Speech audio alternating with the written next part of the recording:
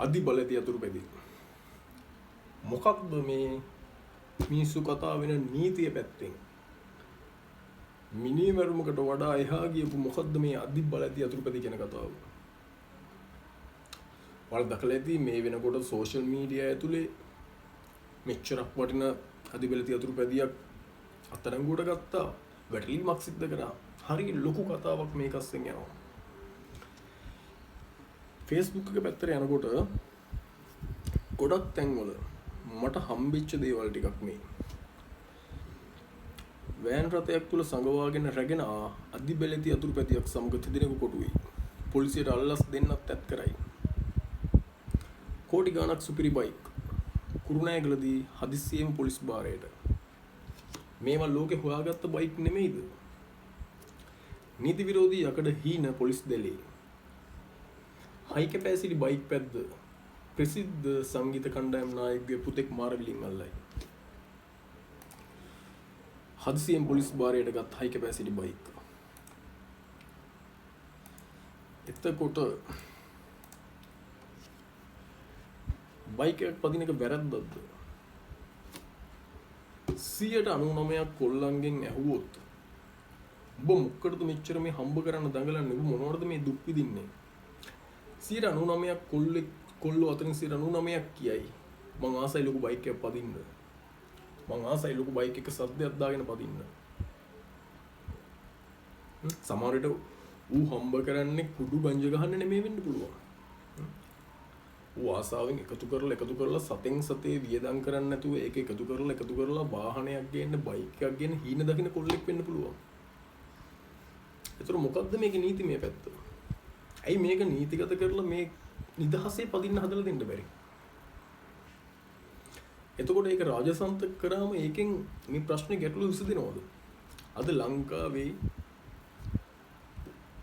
ගොඩක් ගෙවල් වල තියෙනවා නීත්‍යානුකූල නොවන අධිබලති අතුරුපැදි.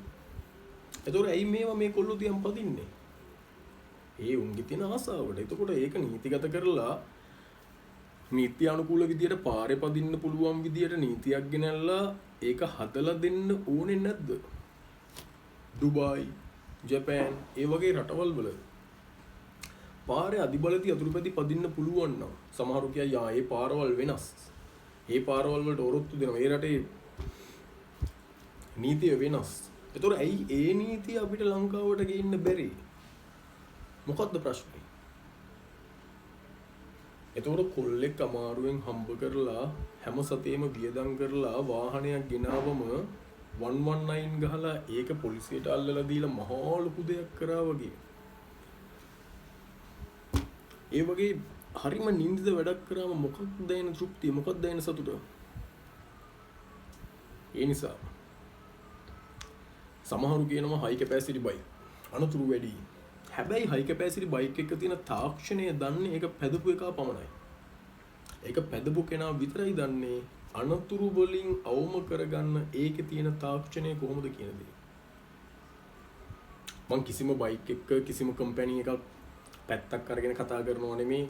ඉන්දියන් බයික් මම මේ පල්ලෙහාට දාලා කතා කරනව නෙමෙයි. ඒවා එක එක කම්පනීස්. ඒවා බයික් නිෂ්පාදනය කරන කම්පනීස් ඒවා. එතකොට එයාලා එක එක බ්‍රෑන්ඩ් නිර්මාණය කරද්දී එක එක මුඩල් නිර්මාණය කරද්දී ඒවා අපේ කොල්ලෝ දකිද්දී ඒවා ඒ කොල්ලන්ට පදින්න ආස වෙනකොට සල්ලි තියෙන කොල්ලෙක් තමන්ගේ තාත්තේ සල්ලි වලින් ගෙනල්ලා පදි. ඒක රායසන්ත ගුණොත් තව එකක් ගේන්න ඒ කොල්ලට වත්කම තියෙනවා. හැබැයි අමාරුවෙන් හම්බ කරලා සතෙන් සතේ එකතු කරලා ගන්න කොල්ලෙක්ට ඒ වාහනේ ඒ බයික් එක රාජසන්තක කරොත් ආයෙ නැවතත් ඒ වගේ එකක් ගේන්න තියා ඒ ලක්ෂ ගණන් යට කරලා ඒ ගේන වාහනේ වෙච්ච පාඩුවේ දුක දරා ගන්න ඒගොල්ලන්ට සමහර විට 99% දෙනාට බැරි වෙන්න පුළුවන්.